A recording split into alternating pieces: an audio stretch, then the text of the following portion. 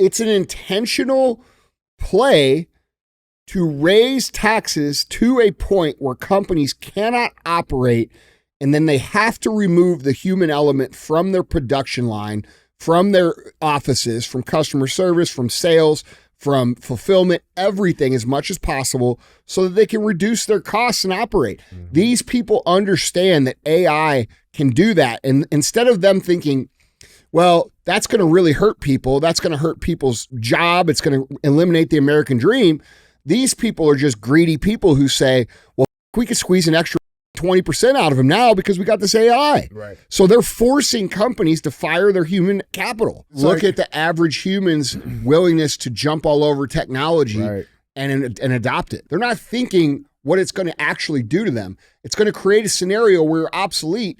And when you're obsolete, the government's going to have to support you. But you think they're going to support you by like paying you a good salary and making sure you have a great lifestyle? Yeah. Bro, you're going to be poor as...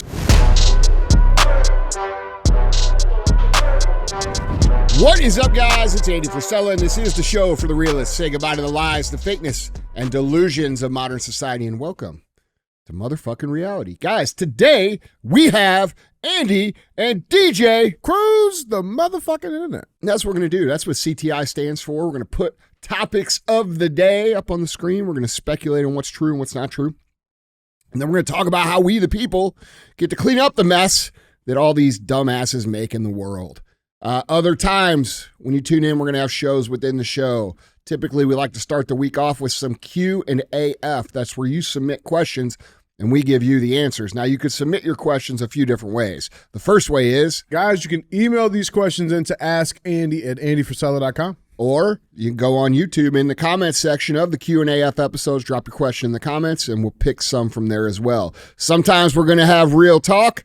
That's just 5 to 20 minutes of me giving you some real talk. Sometimes it's about personal development and winning. Sometimes it's about what's going on in the world. You never know what you're going to get. And then we have 75 hard verses. 75 hard verses where people come on the show. They talk about how they were before 75 hard, how they used 75 hard to get their act together, and how you could do the same. Now, if you're unfamiliar with the 75 hard program, it is the world's most famous in history mental transformation program, mental toughness program that you could get for free at episode 208 on the audio feed only. That's 208 on the audio feed only. It will give you the entire Live Hard program, which includes the 75 hard program.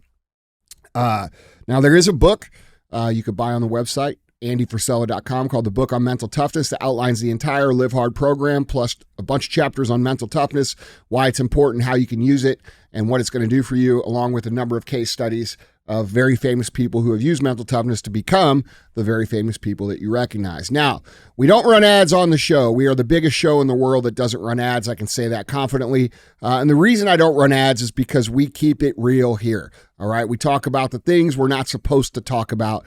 And I'd like to make a little deal with you. All right. I'm not going to answer to these guys telling me what I can and can't say, but I need your help to share the show. Okay, we're constantly dealing with censorship, shadow bans, traffic throttling, all that good stuff.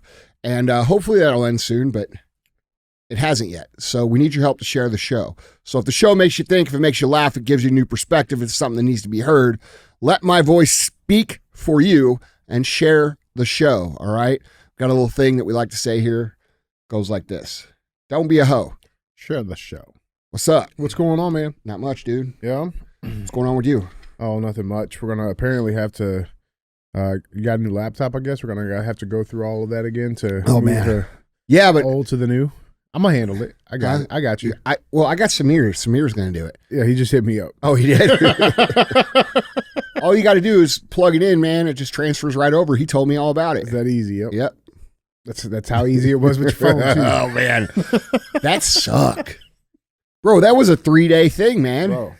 It was wild. Yeah. That's what happens, though, man. I mean, listen, I get your point, too. For those, the context of the situation, Andy does not like technology. No.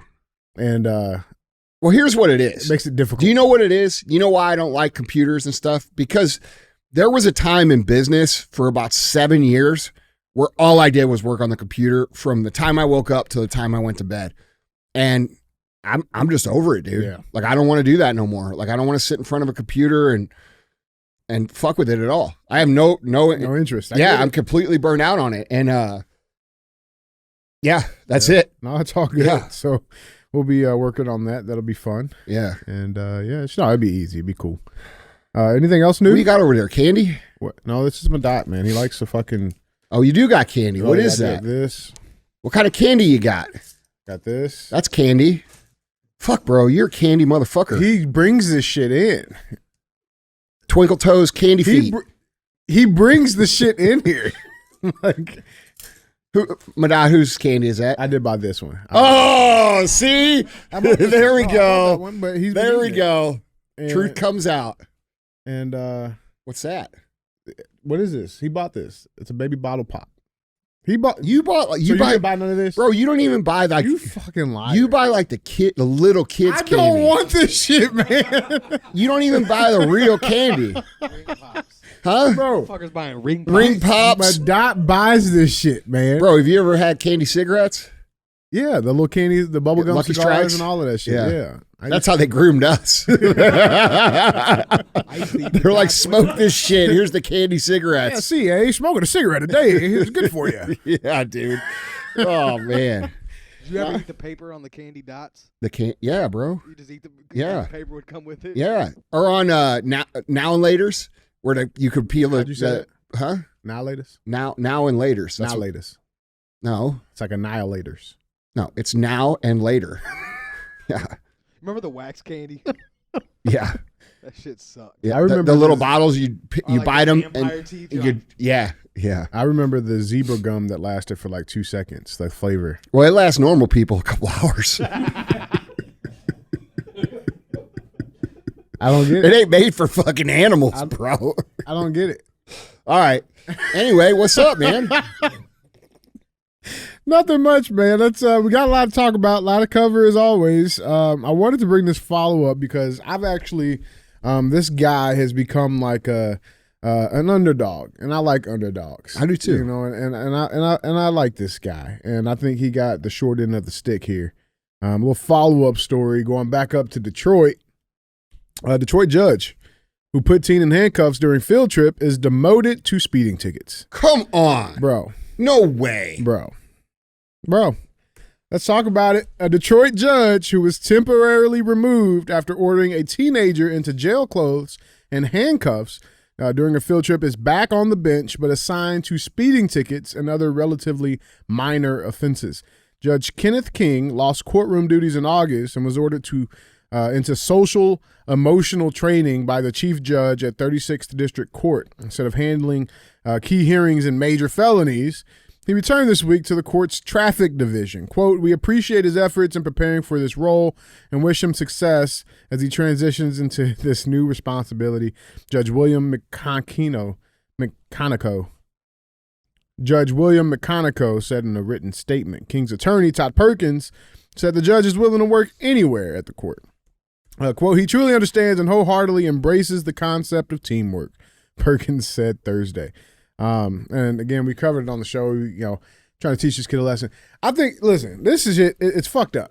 For what that man did, this is bullshit. Bullshit, man. He was trying to help that girl realize that there's certain situations in life where you've got to have your shit together, and being in court is one of them. Yeah. And, the parents came out, if you're unfamiliar with the story, and basically made a victim out of this girl and said she was traumatized. That's all anybody has to say anymore is, I was traumatized by your words or whatever. Listen, dude, that ain't my fucking problem. That ain't his problem. That's a you problem, okay? This guy was trying to do good. He was trying to help her, and now he's getting crucified and having his career affected over something that I think most of us can agree that we've had happen to us in some way, shape, or form, or maybe it happened in school and it was a little bit different, but we've all been made examples of at some point in time. And I would say that most of us deserved it at that time. It's how you choose to respond. Yeah, bro. And like going home and saying, I'm a victim because he's picking on me when you're falling asleep in his courtroom, and, it's frustrating, dude. And it's wrong. Yeah. It's just wrong. Yeah. This is a good man who's trying to do good things and trying to help clean up the youth. And now, You know, and kudos to him for taking it on the chin and all that, but like, bro, he shouldn't have to. That's not right. No, I mean, okay, we're complaining that he's a little too hard. Okay, all right, cool. So let's remove. Like, I mean, it's not like Detroit is not having any crime issues. You know what I'm saying? So let's remove him from prosecuting actual criminals. Then, like, that makes sense. Like, that's not going to affect the criminality of Detroit. Like, yeah, it's fine. Let's put him on fucking speeding tickets. Makes zero sense, man. I just wanted to follow up on that. I stand with I do too, bro. Judge King, man. I do too. He's a good man. Fucked up. Yeah, it's fucked up. These parents shouldn't be able to claim trauma and all this shit. Like, bro, it's out of control. Okay? It's the trauma claim of it used to just be called shit that happened to you. You know what I'm saying? Like, now it's got to have this special label and we got to have special considerations and privileges. And people use it as an excuse all the time, dude. And it's way out of control. Yeah. It's way out of control, bro. Trauma is a guy like Derek Wida who busts down doors over in Iraq, gets his fucking leg shot off. Trauma is having to kill 40 people so you could save the dead bodies of your 4 friends that you get the Medal of Honor for. That's trauma, dude. You don't get over shit like that.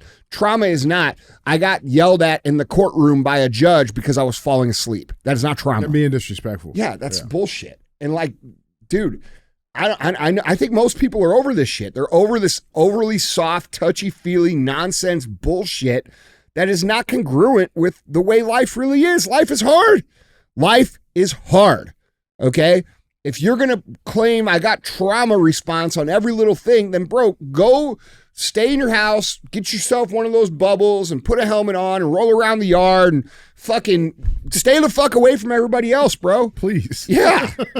Like, if your trauma is that bad, you know, everything someone says triggers you, bro, that's a you problem. That's not a society problem. That's where we're getting in trouble with all this shit. We're getting in trouble because we're trying to cater the entire world around a vast minority of people. Yeah. One of the dangers of that too, bro. Like, I mean, it really hurts the ability to fucking talk about the truth because people are so affected by. Oh, you can't even have an opinion anymore. If you have an opinion of anything, it's, you know, I mean, dude, you can, you're just going to hear about it. Yeah. But right. It is what it is. Yeah. I think everybody should be speaking their mind. I think everybody should be having an opinion.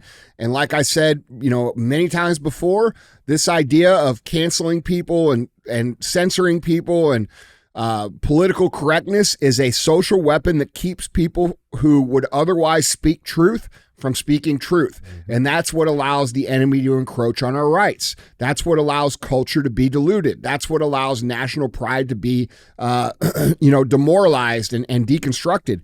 And, you know, look at what's going on in the world. How many people, look, bro, look at all the downloads we get on the podcast.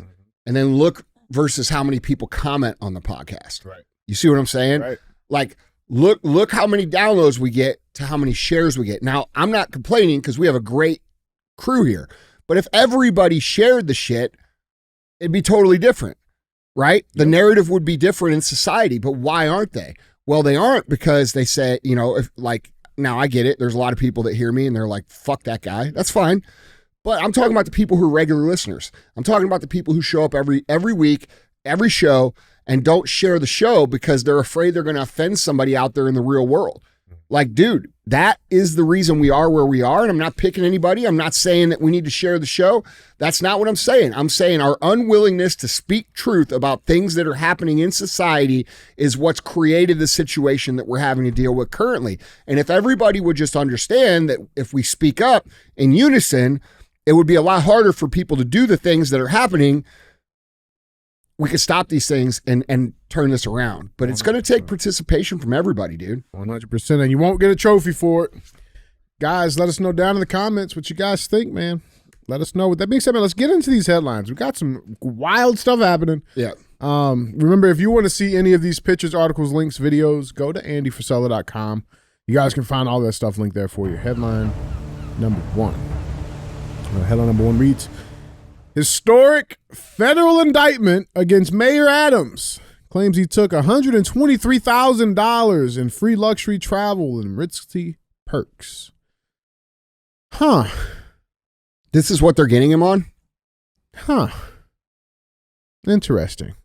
Well, I have a lot to say here. Oh, interesting. This is interesting. Let's dive into it.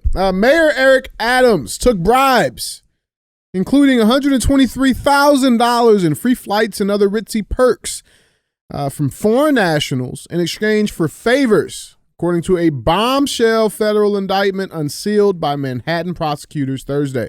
The 5-count indictment, the first against a sitting New York City mayor, details an alleged decade-long pattern of corruption by Adams. It includes fraudulently obtaining $10 million in public campaign funds. The revelations came after the mayor was indicted by a grand jury on conspiracy, wire fraud, and bribery charges amid the long-running federal probe. Quote, in 2014, Eric Adams, the defendant, became Brooklyn Borough president. Thereafter, for nearly a decade, Adams sought and accepted improper valuable benefits such as luxury international travel, including from wealthy foreign business people and at least one Turkish government official seeking to gain influence over him. The 57-page indictment charges. Quote, as Adams' prominence and power grew, his foreign national benefactors sought to cash in on their corrupt relationships with him, particularly when, in 2021, it became clear that Adams would become New York City's mayor. The filing continues. Quote, Adams agreed, providing favorable treatment in exchange for the illicit benefits he received. The article continues saying, in the sprawling indictment, prosecutors laid bare an alleged scheme that helped Adams underwrite his 2021 mayoral campaign while showering him with free hotel rooms, flights on Turkey's national airline, and meals at high-end restaurants. In exchange, Adams allegedly pressured Big Apple officials to waive inspections and push through approval for the Turkish consulate in Manhattan, the indictment charges. Now, here's a list. This is included in the federal indictment. We'll link that on the website for you guys. But yeah, I mean, this indictment goes back to 2016 when payments started coming through, talking about free upgrades to business class on round trips and flights from New York to India, other business trips, private jet trips, hotel stays, all of this crazy, or maybe not crazy stuff. Like, I mean, here's one picture in the federal indictment. This is a hotel room in Turkey that they alleged was paid for by the Turkish government. Looks nice. See, I feel like we've stayed in better. Oh, we have, but I mean, that's still nice. It's staying way worse, brother. Motherfucker, I came from the time where there was like a quarter machine on the side of the bed and it just vibrated and shit. Yeah. Wait. You never seen one of those? Bro. Wait. That's a motel, bro. You know how I know you were never really broke? Wait. Because you don't know what the fuck I'm talking about. Or I'm young, man. No, they still got them. It's a fuck. If you stay in a shitty-ass motel with the doors on the outside, I've been in those. There's lots of them that have a vibrating bed that you put quarters in. Why would you need a vibrating bed? I don't know. It's some weird sex shit. It's a massage. I never understood. How many quarters did you put in? That wasn't the point. That was I'm saying I've stayed in worse rooms than that, a lot worse. That's nice. All right. His owner also allegedly, quote, compounded his gains from the illegal campaign contributions by gaming the city's matching funds program, which provides a generous match for small dollar donations, the court papers state. Adams' campaign received more than $10 million in matching funds as a result of the phony certifications the indictment alleges, which means that he would have to have received $10 million separately. So combining both of those, we're talking at least $20 million that has been given. Now, here's a weird thing that happened, okay? And again, guys, I try to do my best to, look through this shit, research this shit, and we present the dots as they appear, right? And I would like you guys to help me understand and kind of explain this weird thing that has happened. This is Thursday when we're recording the show, and AOC is involved in this somehow. And I think it's weird, okay? Because she made a call publicly on Twitter for Eric Adams to resign before the indictment was even released. Here's her tweet, time-stepped and everything. She says, quote, I do not see how Mayor Adams can continue governing New York City. The flood of resignations and vacancies are threatening government function. Nonstop investigations will make it impossible to recruit and retain a qualified administration. For the good of the city, he should resign. And then links a New York Times article in which New York Times has covered her beliefs and points on this topic. Now, that was released at 2:13 p.m. On the 25th. The indictment came out today. How did she know? Where did she know? How did she know that within 24 hours of releasing that tweet that this indictment would have been rolled out? Now, Eric Adams, he replied, of course, called her a no-show congresswoman, saying that, quote, I don't listen to those comments that come from just basically a no-show congresswoman. She's not doing constituent services in her district. Adams told a local TV reporter Wednesday evening when asked to respond to the popular left-flank politician calling on him to resign. And he has since made a statement. He has no plans to resign, even after the indictments have been released. And he had a video clip. Let's check this out. New York City Mayor Eric Adams addresses federal indictment. Here's a clip. My fellow New Yorkers, it is now my belief that the federal government intends to charge me with crimes. If so, these charges will be entirely false, based on lies. But they would not be surprising. I always knew that if I stood my ground for all of you, that I would be a target, and a target I became. For months, leaks and rumors have been aimed at me in an attempt to undermine my credibility and paint me as guilty. Just this past week, they searched the home of our new police commissioner, looking for documents from 20 years ago, just 1 week after he joined my administration. Enough. I will fight these injustices with every ounce of my strength and my spirit. If I'm charged, I know I am innocent. I will request an immediate trials so the New Yorkers can hear the truth. New Yorkers know my story. They know where I come from. I have been fighting injustice my entire life. That fight has continued as your mayor.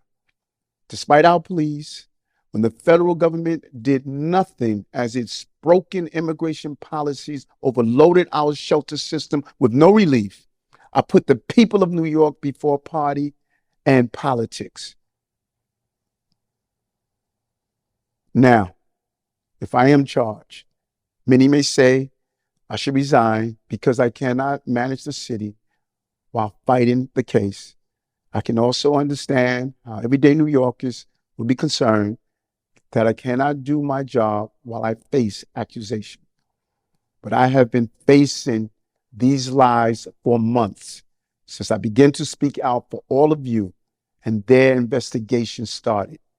Yet the city has continued to improve. Make no mistake, you elected me to lead this city, and lead it I will. I humbly ask for your prayers and your patience as we see this through. God bless you, and God bless the city of New York. Thank you. So no intentions to step down. All right. Now, there's a couple of interesting things here. Obviously the money coming out of Turkey. Turkey's allegedly supposed to be one of our NATO allies, one of our strongest NATO allies. This is from the embassy itself and the State Department saying, quote, Turkey and the United States are North Atlantic Treaty Organization, NATO allies, and longstanding partners. We have a proud history of working together in times of crisis and on regional security and prosperity. So, I mean, it's interesting. I don't believe, and we'll get into some discussion, of course, man, but like I personally don't see this being this Turkey. Like, I don't think that's... No, of course not it. There has to be something deeper. And, ultimately, my biggest question is, let's say even if that is true, okay, cool. When are we going to get Joe Biden? Well, for doing the exact same shit. Or any of these other politicians for doing the exact same shit. They're all exchanging influence for money. That's the whole point. We've been saying this on the show for years and years and years. Joe Biden's taken tens of millions of dollars from different countries, including China. And we have evidence of this. that was censored out of the public domain back in 2020, right before the election with the Hunter Biden laptop. And we've had proof of this for a long time. Nothing happens. And the only difference between Eric Adams and Joe Biden is that Eric Adams turned his back to the Democrat narrative of, mass immigration, because the people at the top, the three-letter agencies, the Biden administration, Kamala Harris, all these people, they understand very clearly why they're bringing these migrants in. They understand that long-term, it's the only way for them to maintain power and keep power. And when one of their own turns their back, they don't have to go looking far for things to persecute or prosecute them for, because they all know what they are all doing. And so my take on this is, I'm not a big fan of Eric Adams. I will say, out for a Democrat mayor, there's been some things that he's done that I've been like, all right, that seems reasonable. There's been some things he's done that I've been like, no, that doesn't seem reasonable. But out of all of the Democrat mayors that I've seen, he's the only one, in my opinion, that I've seen in the last number of years that actually speaks up on both sides of the issue to what he believes is right. So, and I'm sure New York people have a much more informed and a much better opinion about this dude. But from what I can see from here, he seems to be somewhat fair. I still don't like him. I still wouldn't want him as my mayor. However, this seems to be exactly what they're doing to Donald Trump. It seems to be exactly what they do to anybody who turns their back on their narrative. This other guy that was up, remember a few months ago, that had the gold bars in his closet? Bob Menendez. Yeah. Menendez. Yeah. Like anytime these people turn against their own people, this is what happens. And they got the receipts. They keep the receipts, bro. Yes, they all know what they're guilty of. And they will allow you to do it until you fuck up. Correct. That's exactly what's going on here. That's how I read it. And what I read this as retaliation for is him speaking out on the migrant crisis, on how it's affecting the communities. And, I think he's telling the exact truth. I think he does care about New York people. And that's that. So, I think you and I are seeing it the same way, man. Everybody knows that they got their hand in the cookie jar until it's time for them, to turn their backs on someone. And then they pretend like that's the only one that was doing it when they're all doing it. And AOC is no different either, dude. Oh, she's got her hand in a couple of cookie jars. Yeah. But that's the other point too. By them doing this type of shit, and cracking down on Eric Adams, that sends the message to all the other people with their hands in the cookie jar. Yeah, don't blow the whistle. You better stay fucking alive. You better shut up. That's right. And it's a dangerous game we play. But my issue is though here, man, Joe Biden. Of course. We've been covering this for years. Yeah. Right? Like the proof is there. $24 million. No. They admitted it. They admitted it a few months ago. Bro, it's been brought out in hearings after hearings. Fucking Hunter Biden admitted that, yeah, my dad was the big guy that they were being referred to. Like, it's all been out. It's all been out. And like, the problem that I have here is like, this involved a country. And if you need any more proof, this is the biggest thing about it, man. Like, Joe Biden, it was China, and a lot of it came from Ukraine, right? We're making plenty of policy decisions that this administration has made has been in direct benefit of those two countries. Direct benefit, right? China and Ukraine.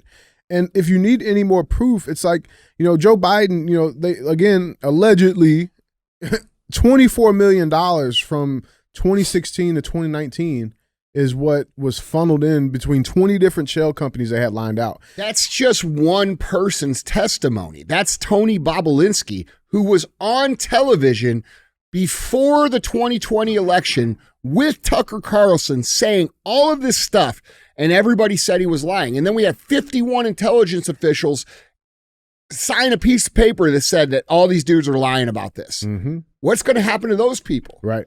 But we obviously there's this pay for play scheme going on with Ukraine. And like at the same time, Joe Biden has been making decisions that takes our money, not his money, our money, taxpayer citizens' dollars, and gives it right back to this fucking country. So he's getting $24 million just free, cut and clear, and then sending billions of our dollars. Correct. It just did it again fucking today. It's $8 billion. $8 billion fucking dollars to Ukraine. Bro, it's money washing. Okay. And it's a way they steal money.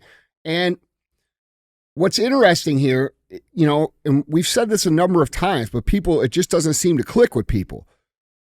If you pay attention to who gave Joe Biden the most money, which was China, and then you pay attention to all the moves that he's made over the last 4 years, leaving the border wide open, draining our strategic oil supplies, leaving a huge amount of military equipment in in Afghanistan, depleting our armory reserves, sending equipment and munitions to Ukraine, this shit in the Middle East.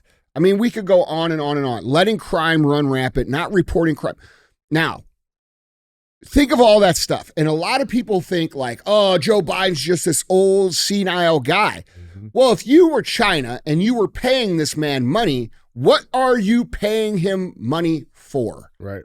You are paying him money, in my speculation, to decrease the strength and the conditions of the United States of America so that it benefits China. And if we really think about that, this is treasonous behavior. This is a man who swore an oath to do what's in the best interests of you and me and everybody else that lives here, who has taken money and done the opposite. He's not some nice old man. He's not some senile old man. He may be senile. But this guy is a 100% traitor to the country of this country, period. He's taking money, making decisions. And by the way, it's their whole administration. They get paid. They make decisions that are not in the interest of we, the peasants, according to them. It hurts us. It hurts our way of life. We are tax slaves. We have to deal with the crime. We have to deal with the migrants. We have to deal with the shitty economy. We have to deal with all of this stuff because they want to make some money. And dude, that's what we're dealing with. And that is treason. That is not what this country is based upon. That is not what we're supposed to have here in the United States. And Eric Adams just crossed the line, and they're hammering him the same way they'd hammer anybody else. Yeah, well, I mean, that's the other part of it too. You know, we wonder like, well, okay, well, why haven't they, done this? And like, we get these congressional hearings and nothing fucking happens. It's because it's on both sides. They're That's all correct. doing it. You know what I'm saying? So like, I can't call you out for the same shit that I'm doing. Like, no, I don't want to fuck up my shit. You know what I'm saying? Because like, who's going to call me out now? Right? Like, and we're all doing it. Right. And like, my point is like the accountability has to be a cry from the people, man. It has to come from us. If we don't want these people to be held accountable, then all right, cool. Just be quiet. Keep doing your same stuff, Yeah, but the American people are going to pay the price for that. That's what I'm saying. Like, keep paying your outrageous gas prices. Keep paying your fucking grocery bills, and it'll be Keep that. watching the migrants get $30,000 on their EBT cards while you send your family off to work 3 different jobs so that you can afford to feed your American family. Mm-hmm. It's bullshit. It's wild, man. Wild. Guys, jump in on this conversation. Let us know what you guys think down in the comments. With that being said, let's go cruise some of these comments, man. We got some interesting ones here. This first comment comes from at Sarah Lee C6I. French onion soup in Bridgerton. I'm with DJ.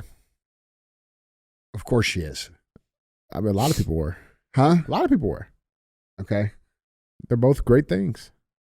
All right. I also wanted to put like this not a caveat, an asterisk. Is that what it's called? Uh-huh. It's called an asterisk, not an asterisk. Asterisk? Yeah, asterisk. Ostrich? You call it whatever you want, man. I appreciate it. Yeah, because we're going to be here all day if we try to get you to say it right. I have an ostrich on this. So it wasn't like I was just like, oh yeah, like there's a new show called Bridgerton. Let me watch it. Okay. I wanted to provide some clarity and clarification. Why are you backtracking now? I'm not backtracking. Oh, you are It's backtracking. clarification. You must have heard the other 50% that said that you were gay for watching it. No, man. Like what it is. You don't have to backtrack, bro. It's not. Just own listen. it. I'm still watching it. Okay. It's fine. Season, like I said, season 2 is not that good, but season 1 was better. But my point being is like I didn't just. You got a Bridgerton outfit? No. I bet you wish you did. It'd be badass. Yeah. I'm not gonna lie. I mean, it's pretty clean. No, but like, Alex was watching this shit. You sit down, you're on your phone, and you're looking up, and you're like, I don't want to watch this shit, and then you just really start watching, and then I was just all in. You know what I'm saying? So I just wanted to provide some clarity. See, I was like that with like F1 Drive to Survive. See, that's what my wife watches. She watches F1, and then I'm like tuning into it. Hell yeah. Yeah. Anyway. Yeah. All right. Well, you got to backtrack the stuff that it's makes fine. you feel a little weird, man. No, I feel It's a little fine. weird. I feel fine. It's okay. Might All watch right. it tonight. Good. Yep.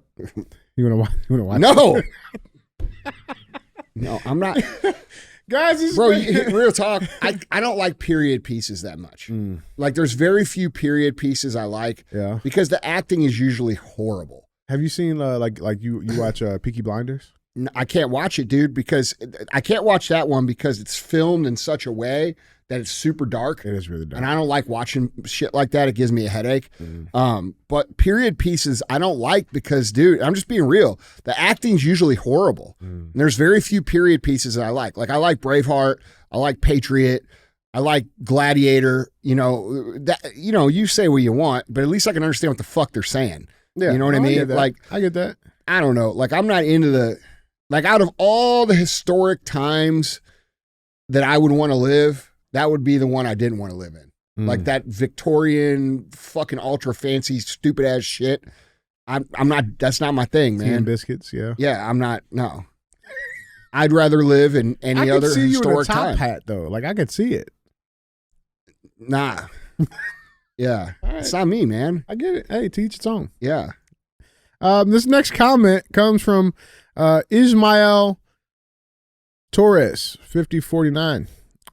He says, as a professional chef, I can tell you that onions are a real vegetable because they are a foundational ingredient in many dishes across countless cuisines.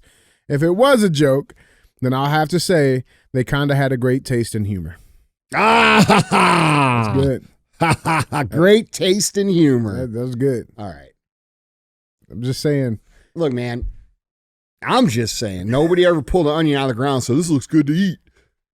Fucking ever. It never happened. All right. I'm just trying to win you over. You know, It is what it is, man. I'm gonna get Andy. Listen, No, you're not. You're not going to get Andy eating onions fucking watching Bridgerton. I'm gonna get you to eat onions watching Bridgerton. No, you're not. We'll see. This last comment. And hold on. We got to argue about this. Just because they're foundational ingredients in many dishes and countless cuisines does not mean that I am wrong. No, That could have just meant that you fell for the joke, All right. you know? All right, guys. Last comment comes from Carl Keyser, 3797. He says, Andy, why don't you have Trump on your show? To which Jackson at 3289 replied, because the CIA would make all their microphones blow up, 3 birds with 1 stone. That'd be a prime target for a drone strike. Oh, we might have something for you there. I'm just going to say that. This is a speculative show. Yeah. Stay tuned. Guys, we appreciate you for being real ass fans. Keep liking, keep commenting. Make sure you guys are subscribed and hit that bell notification on the YouTube to stay up to date with the latest episodes from Real AF. With that being said, headline number 2. Current administration. Let's talk about some things that are happening. I thought was interesting. This headline reads, Biden-Harris to roll out new executive action on guns. This is very interesting. The policies would address school shooting drills and machine gun devices. Mm-hmm. What are they talking about? Bump stocks? I think switches maybe. Or binary triggers or something? Some switchers. Switches. Yeah, what? Like the clock switches. I know what a switch is, bro. Oh. We got switches. I know what that We means. do not have switches. Not we. I'm Oh. saying it's in the rap songs. Oh. Yeah. Motherfucker trying to get us hemmed up, man. Nah. No switches here. I got a couple binary triggers. Yeah, I got my triggers are they are binary. Yeah. You know, binary is just really non-binary. You know what's so funny about non-binary people? What? Is that they don't understand that by saying that they're non-binary, they're actually binary. Makes them Yeah. Like, it doesn't even make sense. Yep. They must have eat onions too. I'm either this or that. Yeah. Well, you know what that's called. I'm none of them. Well, that means you're this. Bro, and you know what else? Off topic. It's like the same people say, oh, you know, genitalia does not define gender. Well, then why the fuck you cutting it off? You know what I'm saying? Like, why are you doing that? So why does cutting it off affirm that you're the other one then? It's a good question to have. I know. It's a good question. Too much logic there. Makes way too much binary sense. Yeah. But yeah, let's dive into this because there is some interesting stuff happening.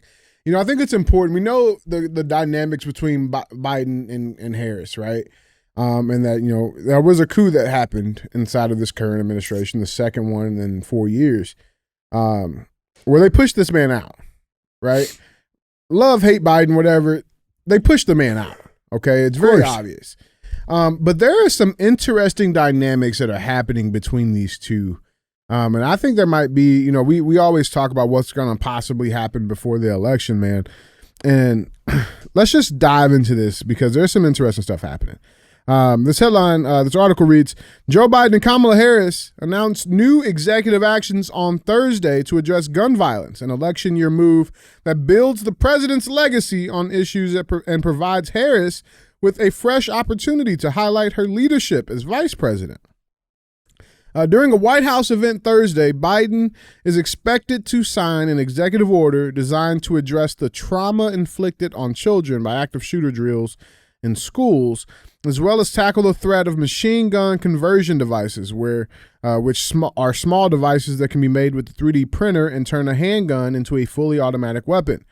Now, the actions are timed to this week's 1-year anniversary of Biden's creation of the first ever Office of Gun Violence Prevention, which he launched in part to identify additional ways to tackle gun violence from the executive branch without Congress. The joint Biden-Harris appearance, one of a handful since the president turned his re-election campaign over to her in July, will highlight Harris's role overseeing the White House Office of Gun Violence Prevention. It also provides an opportunity for her to lean into her leadership on an issue in her official capacity as vice president while giving her fresh policies to tout on the campaign trail. So you have that happen, all right? And I feel like obviously between these two and their circles that they individually have, there's some massive division going on, right? And I think Biden's kind of pushing himself into a place now where he's like, fuck her. Whatever we got to do, fuck her, right? Like, how about we give her... You mean like putting on Trump's hat or carrying it onto the airplane in front of everybody? Or like, you know, making her be vocal on one of the most divisive topic conversations in the country 2 months before the fucking election. Yeah. You know what I'm saying? Like, you're forcing her into a position to talk about and address gun rights and things like that. Like, I mean, it's very interesting dynamics that are happening there. You know, and while that's happening, Kamala is getting pressed on the current situation of the economy in the country on MSNBC, where this headline reads, Kamala Harris struggles to answer economic questions on MSNBC. So Vice President Kamala Harris gave her first solo interview Wednesday on cable news as the Democratic Party's nominee for president and failed to answer questions even in a friendly interview by MSNBC's Stephanie Ruhle. Ruhle, who faced criticism for comments Friday in which she had defended Harris from having to face questions about her policies, asked Harris pointed questions and even fact-checked some of her repeated talking points. When Harris tried to claim falsely, as she has in the past, that, quote, Donald Trump left us with the worst economy since the Great Depression, it was in fact growing when he left office. Ruhle noted, quote, it was during COVID and employment was so high because we shut down the government. We shut down the country. Let's check this clip out. Expanding that child tax credit, or you mentioned housing before, giving that extra money for a first home. If you can't raise corporate taxes, or if GOP takes control of the Senate, where do you get the money to do that? Do you still go forward with those plans and borrow? Well, but we're going to have to raise corporate taxes, and we're going to have to make sure that the biggest corporations and billionaires pay their fair share. That's just it. It's about paying their fair share.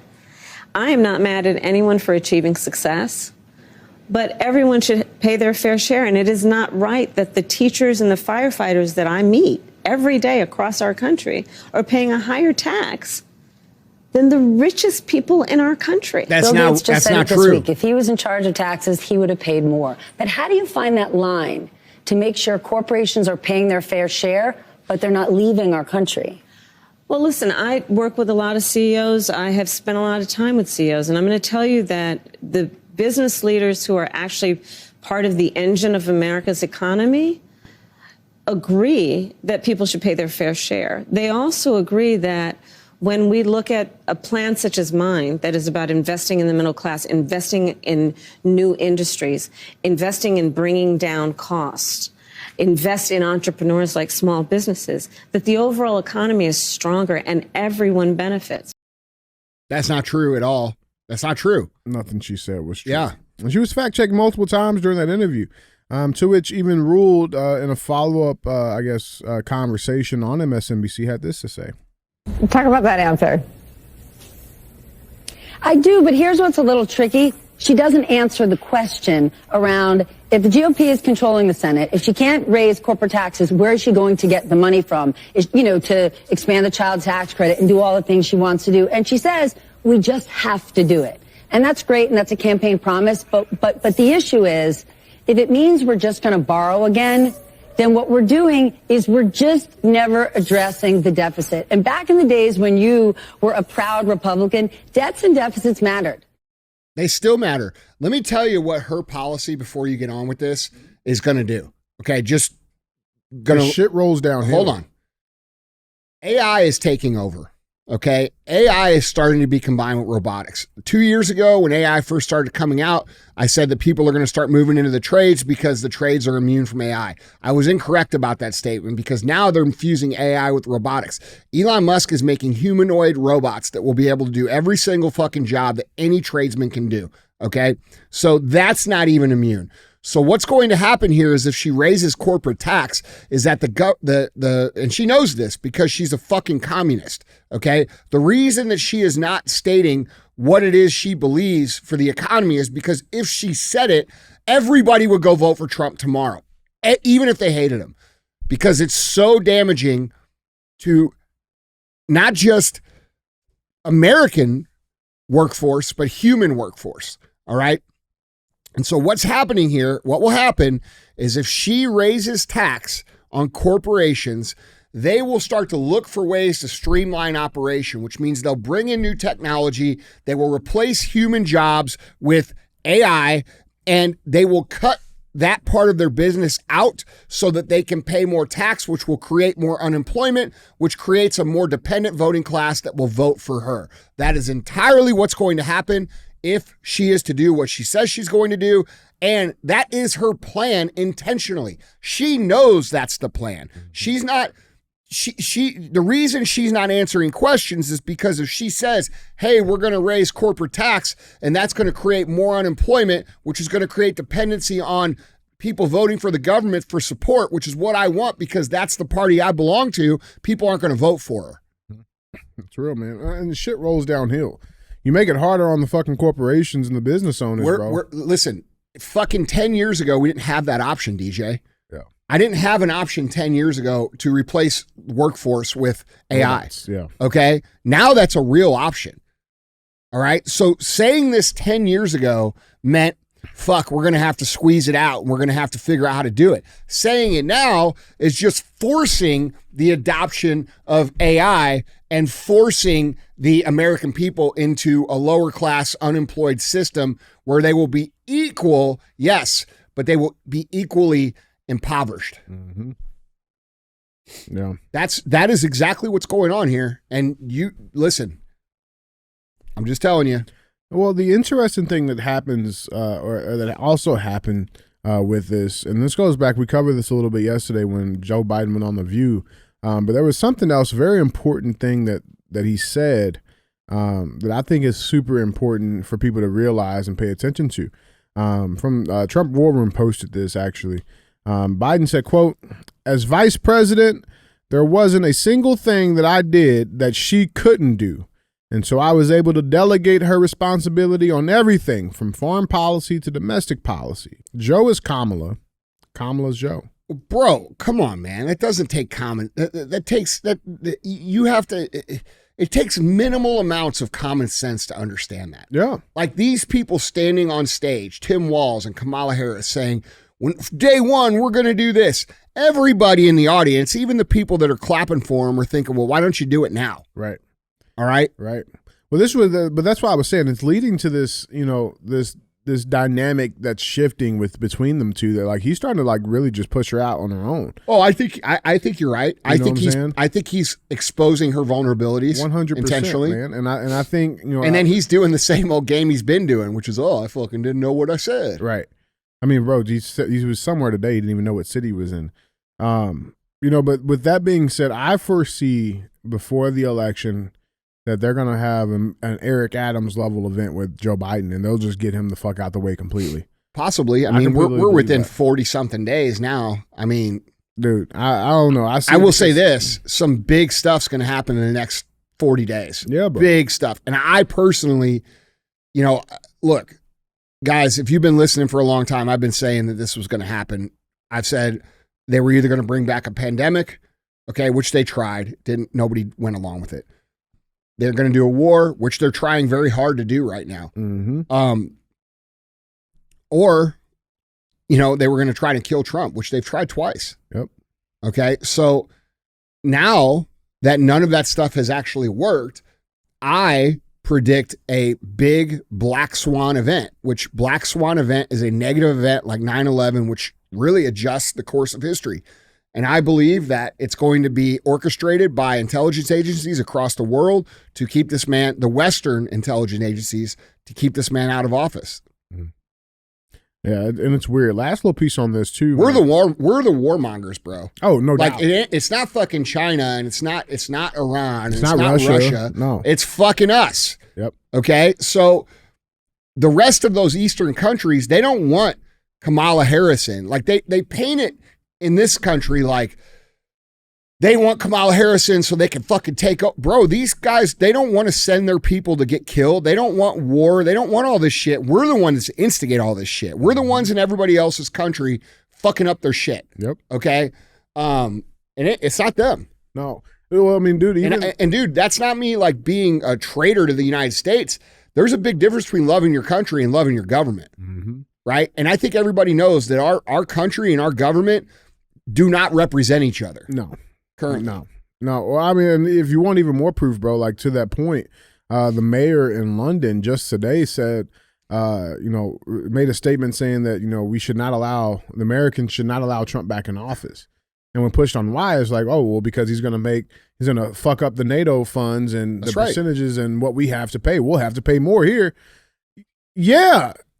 Yeah, nigga. Like what the fuck do you, bro? They want it to be on our backs, bro. They want it to be on your back and on my back and on all these other people's back. And those people saying, "Oh, the rich got to pay their share," motherfucker. They the way they frame that, they're talking about people like me. Mm-hmm. When it's the people that own the biggest companies in the world, the Fortune 100 companies, that figure out how to not pay shit. And they're not talking about those people. You know why? Because those are the people that fund their campaigns. Those are their friends. Those are the people they rub elbows with and hobnob with at the Met. These people are looking to tax the peasant class, the wealthy part of the peasant class, which, relatively isn't even wealthy, because the wealthy part of the elite class, they're hundreds of billions of dollars worth of wealth. A wealthy guy in regular peasant class, like a real wealthy guy, might be worth a few $1 million. You see what I'm saying? That's who they want to tax more. Yeah, that's right. And they won't mention those guys' names because, like you said, I mean, they're protecting them because they know if they do mention their names. Those motherfuckers own the media. Bro. They own everything. If they do, you think these people are looking at their buddies saying, "Hey, you're going to pay your fair share"? Hell no, no, dude. You going to pay your fair share of my donations this year? That's what the fuck they're saying. Yeah, and not only, but dude, it's an intentional play to raise taxes to a point where companies cannot operate, and then they have to remove the human element from their production line, from their offices, from customer service, from sales, from fulfillment, everything as much as possible so that they can reduce their costs and operate. Mm-hmm. These people understand that AI can do that. And instead of them thinking, well, that's going to really hurt people, that's going to hurt people's, job, it's going to eliminate the American dream, These people are just greedy people who say, well, fuck, we could squeeze an extra fucking 20% out of them now because we got this AI. Right. So they're forcing companies to fire their human capital, which is going to come down to the consumer legitimately choosing companies that make a commitment towards human capital, which, all my companies are like that. Yeah, but that opens up a whole nother lane of competition too, because those businesses that do adapt the robots and AIs and shit, like, let's be real, and this is nothing against humans, but like, the shit's more efficient, right? And so now you got companies having to compete with efficiency now. I know. And it's like, if all these other companies are doing shit 30 times more fucking efficient, and you know what I'm saying? It's like the old company that's still using the fucking manual cash register, bro. But you're using brand new POS machines. But look at the average human's willingness to jump all over technology and adopt it. Right. Look at the average household who has regular jobs, and they're like, "Fuck! Look how cool ChatGPT is. Mm-hmm. Look how cool this is. I can write a paper with it." They're not thinking what it's going to actually do to them. It's going to create a scenario where you're obsolete. And when you're obsolete, the government's going to have to support you. But you think they're going to support you by like paying you a good salary and making sure you have a great lifestyle? Yeah. Bro, you're going to be poor as fuck. Well, that's the win of communism. Like, they're trying to put us in a situation where it's a lose-lose for us. It's a win-win for them, because those businesses that can't afford that don't adapt, they crumble, they fall aside. That's less fucking employment for the country. Or like the host tried to say on the show, okay, well, what happens when those businesses go overseas then? Okay, well, we'll just tax. Okay, cool. Then we just won't fucking supply the United States. Like, it's a win-win in the eyes of communism. 100%. And that's the dangerous part, man. Yes. Your company either fails, which creates unemployment. I think people need to understand they're intentionally creating unemployment. Right. It's intentional. You fail your business, which creates unemployment. You fire your employees, which creates unemployment. Or you move your country or your company across the world, which creates unemployment. Mm-hmm. Okay? That's dependency on the government, which is what they want. That's what they need, because they want to maintain the mirage of a quote-unquote democracy and some sort of fair voting system here in America, which we all know is compromised. They want to create and keep that facade going as a free society. And the only way they can do that is by creating enough people. This is what the migration's about. Enough people that are going to vote for free shit. Obama started this back in 2008 saying, we're going to give everybody free cell phones. Mm-hmm. Obama phone. Yeah. Mm-hmm. Yep. People are going to vote for all this free shit. And, they're not going to have anything as a result of it. They're using humans' laziness and greed against them to get what they want. Yeah. That's the real shit, man. Guys, jump in on this conversation. Let us know what you guys think down in the comments. With that being said, let's get to our third and final three. We talked about this. Said we keep you guys up to date and keep some tabs on this conversation. Let's talk about it. There was this scary monster under the bed of a government shutdown happening. Well, that has been avoided with some great sacrifices. Let's look at this. Headline reads: Senate passes funding bill without SAVE Act, avoiding potential shutdown. In my opinion, the right has bent the knee to the left. And this opens the door to a very dangerous position in the next 40 days when it comes to our elections. This is not a good thing. Not a good thing at all. Let's dive into it. The Senate passed a short-term spending bill on Wednesday, avoiding a partial government shutdown at the end of the month and allowing lawmakers up for re-election to head home early to campaign. By a vote of 78 to 18, senators approved a spending bill that will keep funding steady until December 20th, known as a continuing resolution, or CR.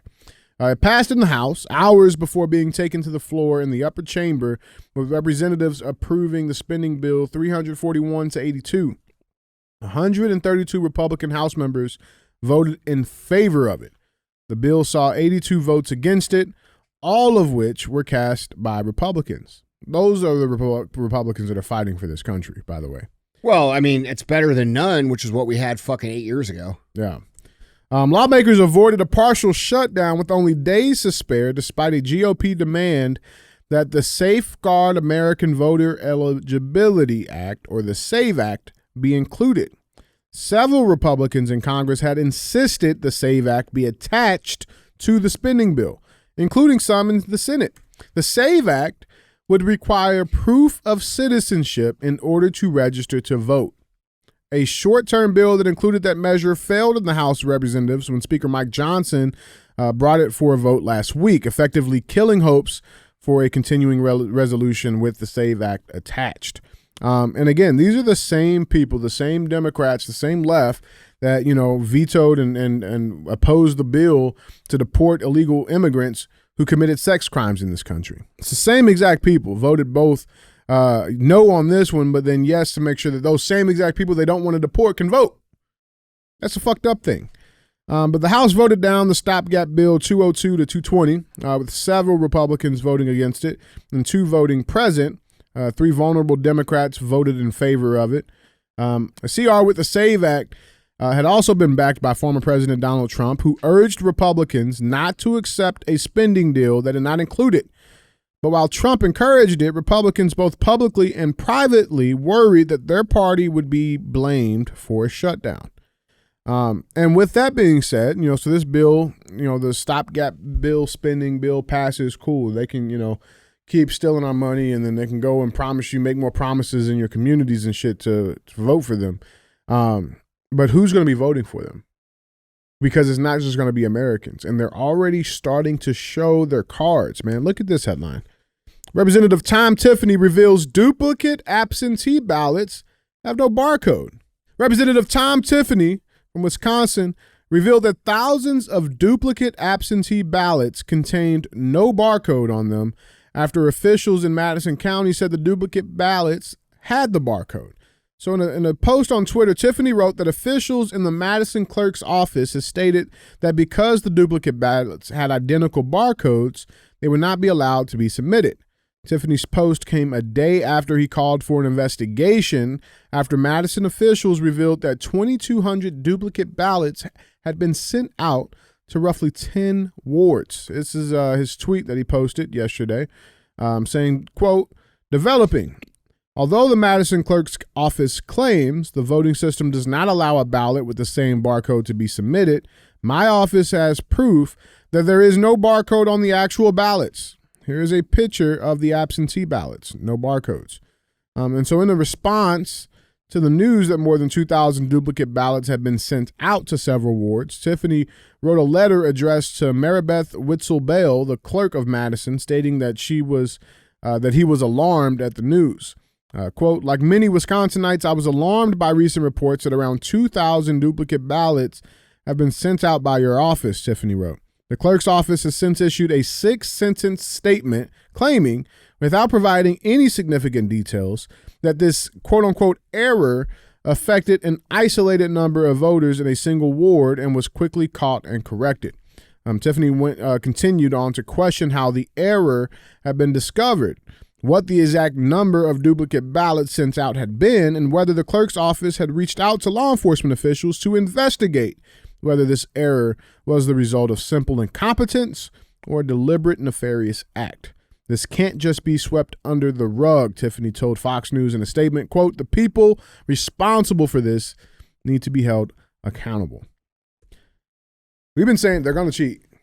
Of course. They're already starting to fucking do it. Yeah. They should, listen, these people should all go to jail forever. Forever and ever and ever.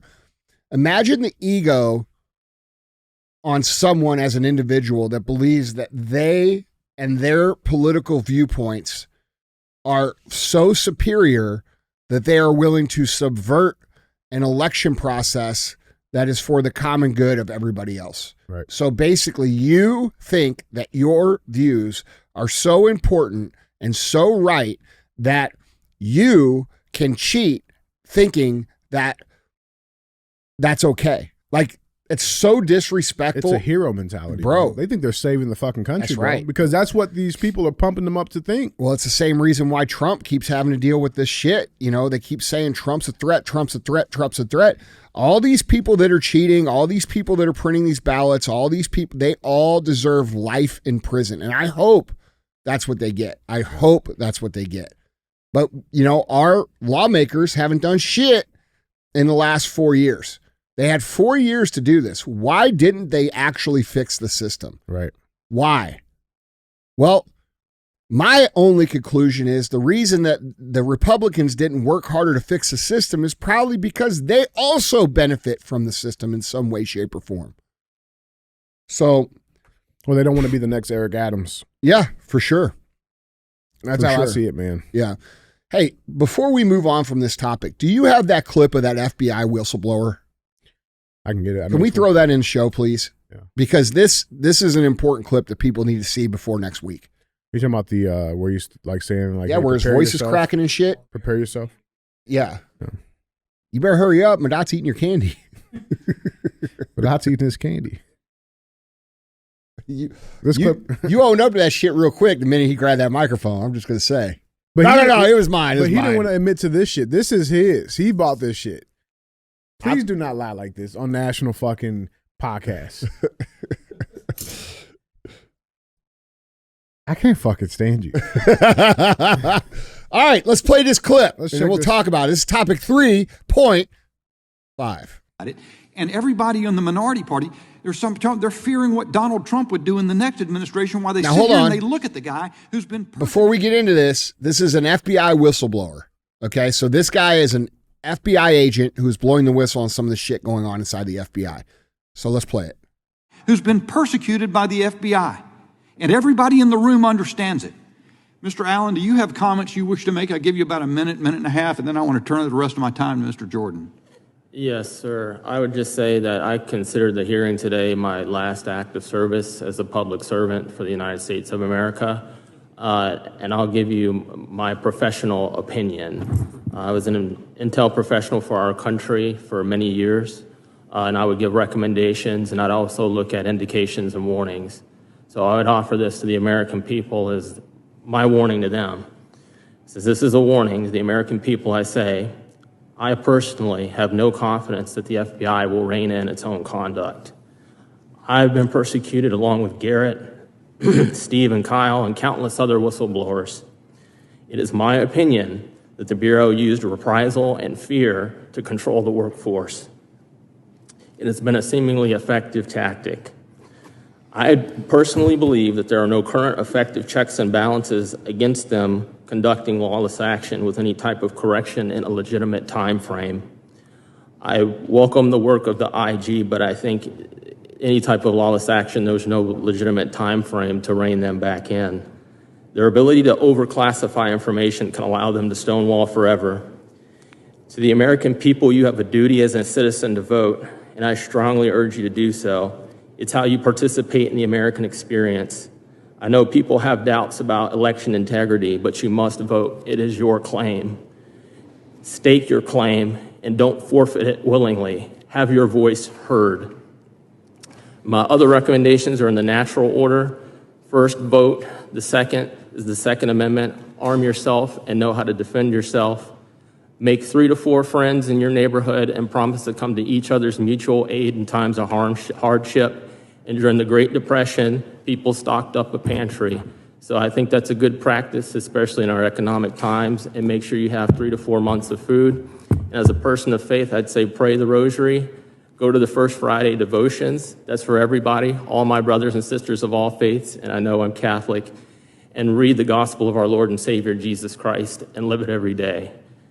And that's all I have to say. Thank you for the time. You know, Mr. Allen, the fact that there are servants like you who have borne up under persecution that a lot of political leaders in this country do not care about is the thing that heartens the American people, and I'm confident the American people will resolve the situation.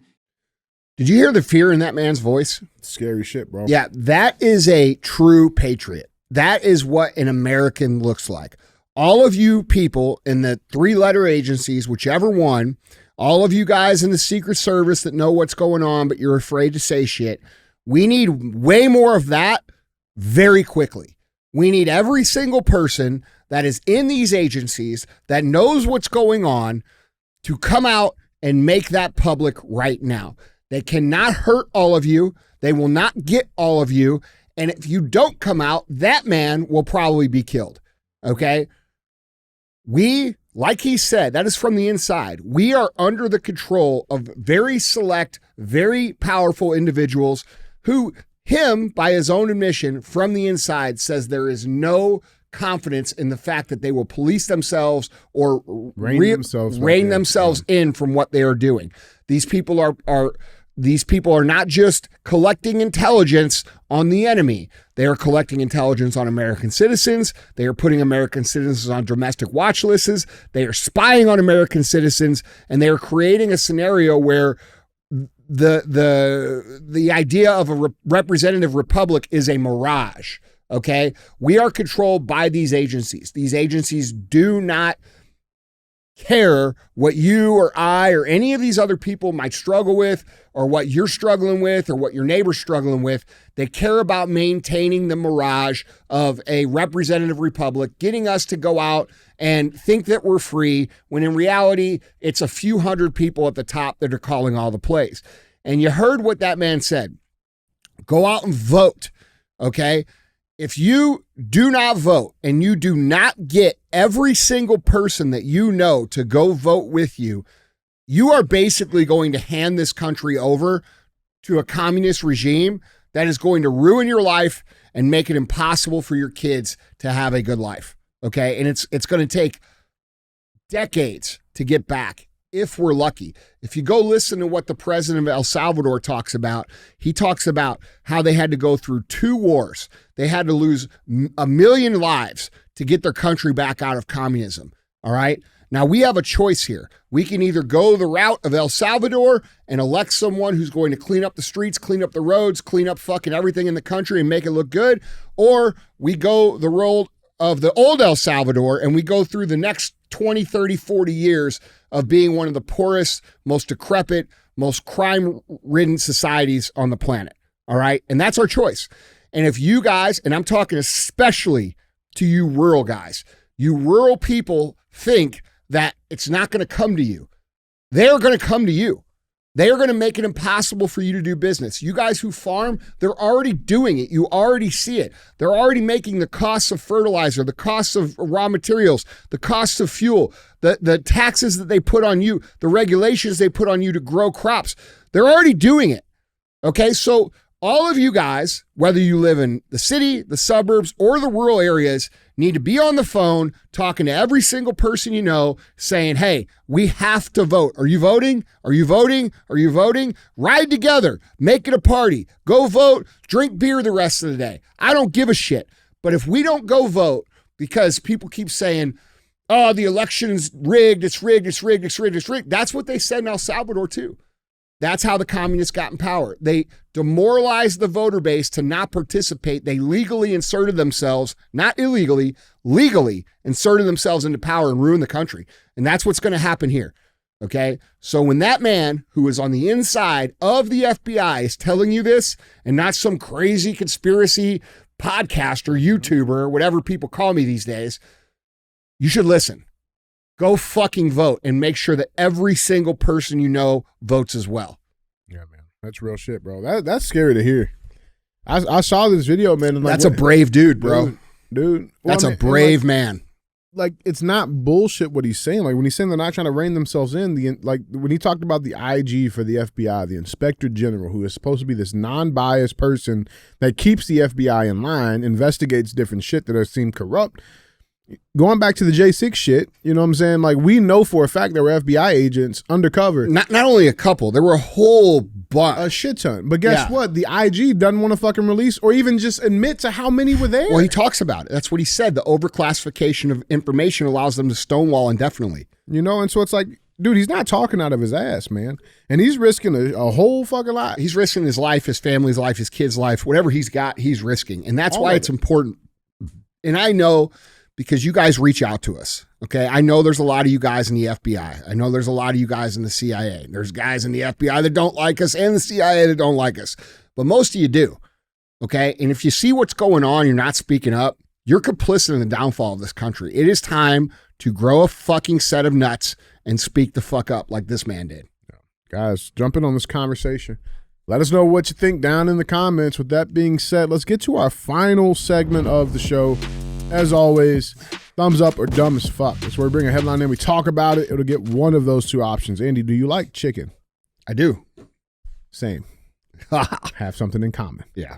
But let's see how much you like chicken. Okay. All right. This thumbs up or dumb as fuck headline reads: Fried chicken sandwich with claw intact. Nope. Sends social media into a food frenzy. Nope. I don't like it that much. Bro, I'll say what I have to say later. Critics are crowing about Claude the Claw, a show-stopping peon to poultry performing under the bright lights of Broadway. Quote, when do you ever see a chicken sandwich with the entire leg attached to it? Instagram influencer Jack Goldberg asked his 1.2 million followers after visiting Bird Box, a takeout sandwich shop steps from Times Square surrounded by New York City's theater district. Quote, it's like this hidden little sandwich shop run by a 2 Michelin star chef who's doing some crazy shit, he also said. Bird Box opened in July. It's led by chef Chris Bledorn and partner Iorti Shetty, the duo behind Michelin-rated San Francisco restaurant Birdsong.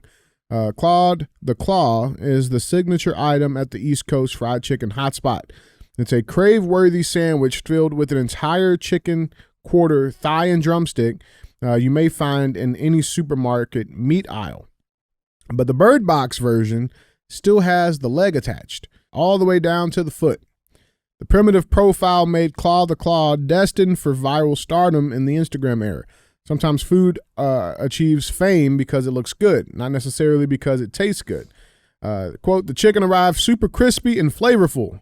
Hungry Connie crowed after her delivery order. Claude the Claw apparently passed the taste test as well as the eye test.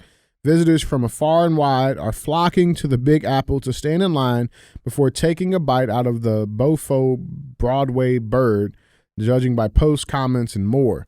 It's a 10.5 out of 10. San Diego native Jackson Estrin told Fox News Digital this week, moments after his first taste of Claude the Claw. I got a couple of pictures for you of Claude the Claw chicken sandwich. No, that's fucking gross, dude. 10 out of 10 toes. Nah. I mean, the chicken part looks like it could be pretty good. But like, what the fuck y'all be doing, bro? Dude, it's just, he's smart. It's good marketing. Look what we're talking about. You think that's the only reason he did it, though? Yes. It's a very intelligent move. But I mean, I wouldn't go there to eat it. That's fucking disgusting. I like pig's feet. I do like a fried chicken sandwich, though, man. You do? Yeah. Bro, I think a fried chicken sandwich is one of the greatest things that you could eat.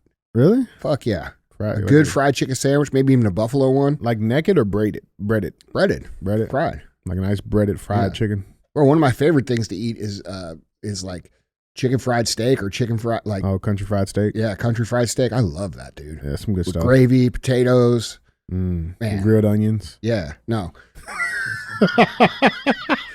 Biscuits. Yeah, Cracker Barrel's got some, some good regular country fried steak, but like Emily makes this one. It's fucking good. Is it? Mm-hmm. Yeah. Listen.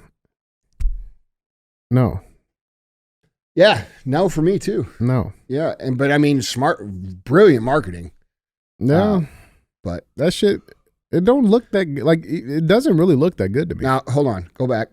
That one he's holding in his hand there on the right, that looks like it could be good. That looks like it's that's like a Nashville hot. That, yeah, or some sort of like teriyaki-ish, chicken. That looks good, but just cut that part off. But dude, look, here we are talking about it in front of millions of people. That's true. You know what I'm saying? That's true. It's smart. Yeah. Good marketing, guys. I'm sure it's good. It's just not, I don't know. I'm not doing it. No, I'm okay. Yeah. I'm all right. Bro, that's too close to the Klaus Schwab cricket shit. You know what I'm saying? Bro, we had someone email in the other day and ask if we had cricket protein in our protein because they didn't want to use it. I can assure you one thing. Yeah. I can assure you one thing, guys. We're not going to put cricket protein in our fucking protein powder. Fuck no. God, no. Absolutely not. That's a thumbs down. Yeah, he's like, is this one of those companies that puts crickets in their protein now? No. Wait, are there companies that are doing that? Oh, fuck yeah, bro. Ah. Bro, you got to learn to read the labels. That cricket protein's in a lot of shit now. Really? Yeah. That's disgusting. It is. I agree. Well, guys, Andy, that is all I got. All right, guys. Hope you have a great weekend. Don't be a hoe. Share the show.